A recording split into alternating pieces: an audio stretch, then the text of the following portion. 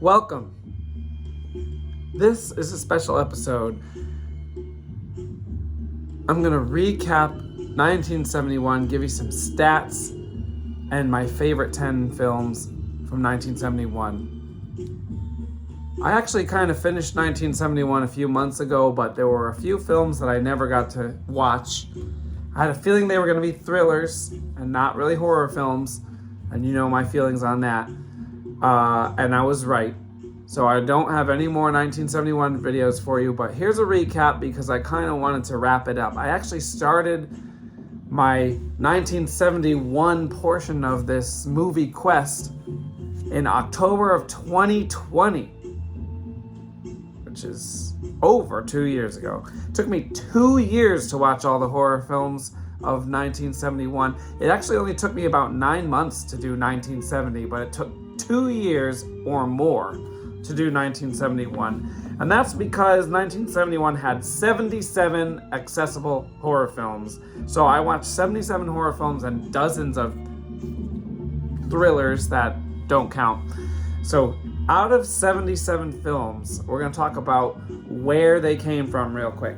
So 26 of them were primarily American films, 15 were British, 15 were Italian, and then the numbers severely drop off from there. We had 2 Belgian films, 2 primarily West German films, 2 French films, 2 Mexican films, 2 Japanese films, 1 Canadian, 1 Spanish, 1 Filipino. And then we also had some co-productions where a country wasn't the main country that put the movie out, but it was a co-producing country. We have actually some interesting stats on that. West Germany co-produced 7 films on top of their 2 primary films. France co-produced 7 films on top of their 2. Spain co-produced 3. The UK co-produced 3. The United States co-produced 2. Italy co-produced 1.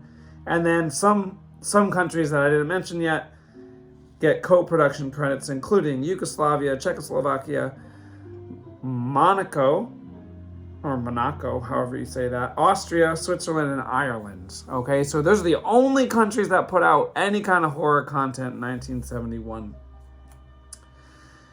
Now we're going to talk quickly about genre.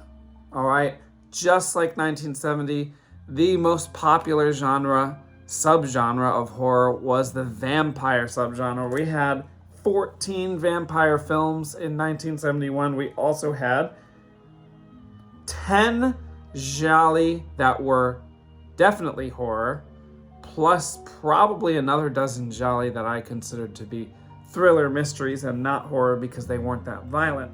We also had 5 mad scientist films and 5 witch films, plus a witch hunting film, which kind of makes it 6 witch films. All right, now we're going to quickly talk about what companies were creating horror content in 1971. The company that gave us the most horror in 1971 was AIP.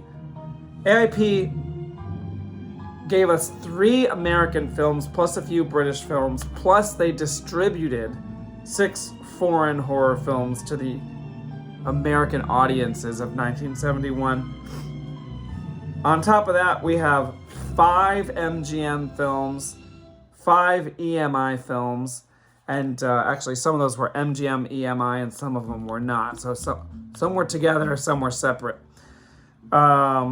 We also had 3 Rank films, which pretty much just distributed some Hammer films. And actually, Hammer produced 6 films in 1971, but they didn't distribute any of their own films. So Rank distributed 3 of them, and the other 3 were distributed through other channels.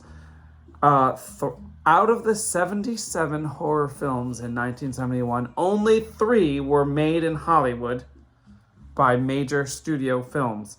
Now, what do we count as a major studio film? Actually, I got a list for you. Even though only 3 films were produced by major Hollywood studios did distribute 20 different horror films in one form or another in 1971. Only 3 of them were produced by those studios, but many of them were foreign films that were big in other countries and ended up coming to America. So here's what I consider to be mainstream. 20th Century Fox, Columbia, MGM, Paramount, Warner Bros., ABC and CBS TV movies, which we talked about, and then a few really big foreign companies that are mainstream in their own countries. Constantine is mainstream in Germany. EMI and Rank and British Lion are all mainstream in the UK. And Toho is a mainstream company out of Japan. What I got here behind me is the AIP logo that was being used in 1970 and 1971, which is kind of cool. It's got that like weird A, very, very early 70s looking A. Okay, moving on. Here we've got a picture of one of my favorite directors, Dario Argento. This is Dario Argento on the set of Cat of Nine Tails, which is one of my 2 favorite 1971 horror films. We don't really have any crazy stats for directors, but a number of directors did direct 2 films each. We've got Dario Argento, Jean Rollin from France, Peter Sasdy from the UK, Rene Cardona from Mexico, Sergio Martino from Italy, Al Adamson from the United States. They did 2 each. We also have a few writers that wrote 2 films each. That would be Christopher Wicking from the UK, Dario Argento, who writes his own films, Luigi Cozzi, who helps Argento on his films, Jean Rollin, who writes his own films, and Tudor Gates from the UK, who did 2 horror films in 1971. I think Tudor Gates only ever wrote 4 horror films in his entire career, if I remember correctly. We also have Peter Cushing here, one of my favorite actors. He was in 4 horror films in 1971, so he gets an award for that. Christopher Lee was only in 3. Everyone else was in fewer than 3. All right. Time for my top 10 horror films of the year, in case you haven't been watching all these videos, which you may have. If you're watching this one, you probably did see them, because many of these videos got thousands of views before I messed up the algorithm and got a great reduction in push from YouTube. Maybe one day it'll come back, but it was a pretty big year earlier. Anyway, number 1, Cat of Nine Tails, Dario Argento. Number 2, Ecology of Crime by Mario Bava, also known to American audiences as Bay of Blood. These 2, I would say, are absolutely perfect. Both gialli, and I guess really when I analyze it, I think that the giallo is my favorite early 70s subgenre, because the story is always good. Then you have examples like these 2, where not only is the story really good, but they're packed with surprises and a lot of violence too, keeping it interesting the whole time. So those are definitely my top 2 of the year. They both get 10 out of 10. All right, next tier is the 9 out of 10 films. The Devils, insane film, plus Oliver Reed's in it, one of my favorite actors. This movie was absolutely nuts. If you haven't seen it, you should seek it out. It is crazy. Directed by Ken Russell, who does not usually do horror films, but he did this one. Then we have Werewolves on Wheels, which I probably like more than like anybody else. I think this movie's excellent. It was so fun. It's a biker movie and a werewolf movie. I mean, how can you go wrong with that? So that one gets a 9 out of 10. Then we have another giallo, The Iguana with the Tongue of Fire. This was a really solid giallo.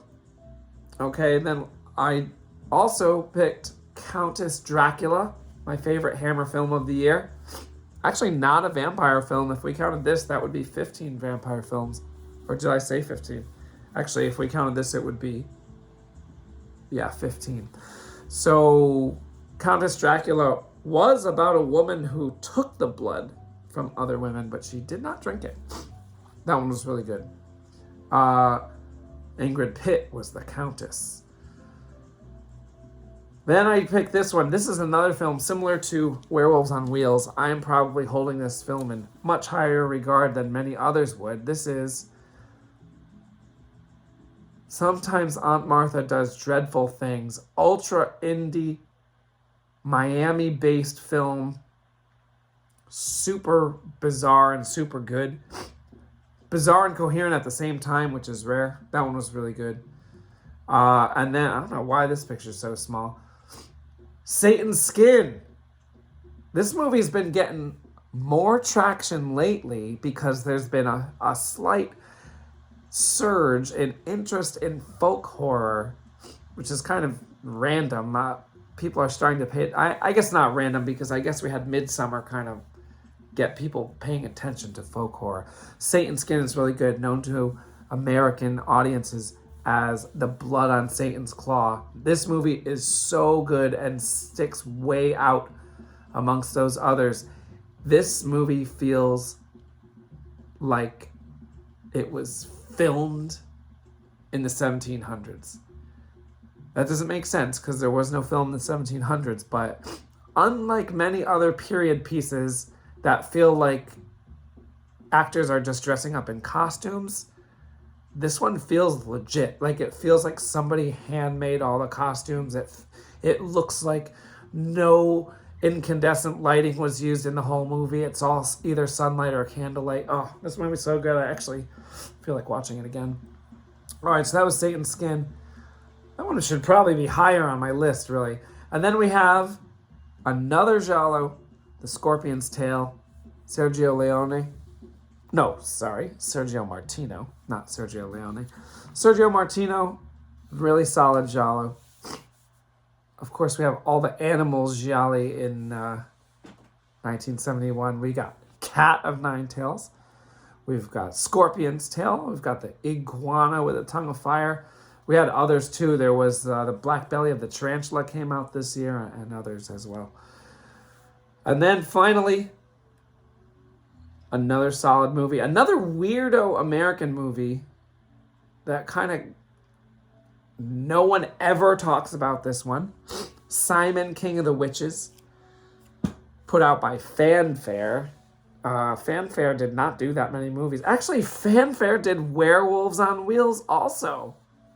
And if you watched my last video, we talked about Fanfare because they put out that movie Bizarre, the UK film Bizarre, actually originally titled Secrets of Sex. But Fanfare put it out under the title Bizarre. But actually, even though Fanfare didn't do a whole lot, they put out Werewolves on Wheels and Simon, King of the Witches. So Fanfare has a pretty good, although short, track record. So these are my favorites of 1971. If you're new to the channel, first of all, you can like and subscribe. But if you're new to the channel and you haven't watched all these old videos, here are 10 films from 1971 that you absolutely must see if you're a fan of horror. Better than a whole lot of stuff coming out today. All right, that's it. Next week, we'll be fully into 1972. I got something already queued up for it. All right, we'll see you then.